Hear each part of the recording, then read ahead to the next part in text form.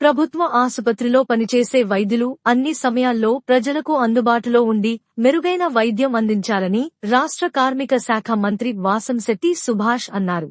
Ramachandrapuram area ప్రభుత్వ ఆసుపత్రిని మంత్రి సుభాష్ శనివారం రాత్రి 11:40 ప్రాంతంలో ఆకస్మిక తనిఖీ చేశారు. ఆసుపత్రిలో రోగులకు అందుతున్న వైద్య సేవలపై ఆరా తీశారు. ఆసుపత్రిలో పారిశుధ్య నిర్వహణ సక్రమంగా ఉండేలా చర్యలు తీసుకోవాలని సూచించారు.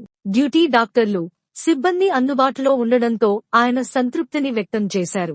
రోగులకు మెరుగైన వైద్య సేవలు అందించడమే కూటమి ప్రభుత్వ ధ్యేయమని అన్నారు.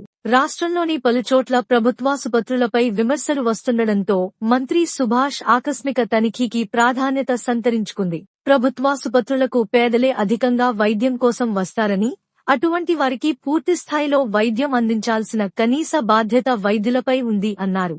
అన్ని సమయాల్లోనూ వైద్యులు అప్రమత్తంగా ఉండాల్సిన ఆవశ్యకత ఉందన్నారు.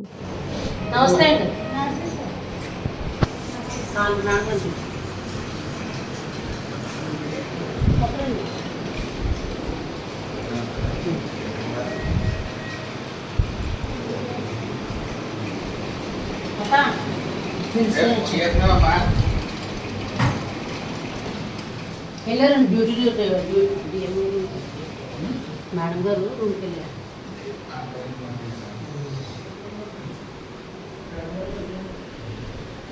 నమస్తే సార్. నమస్తే.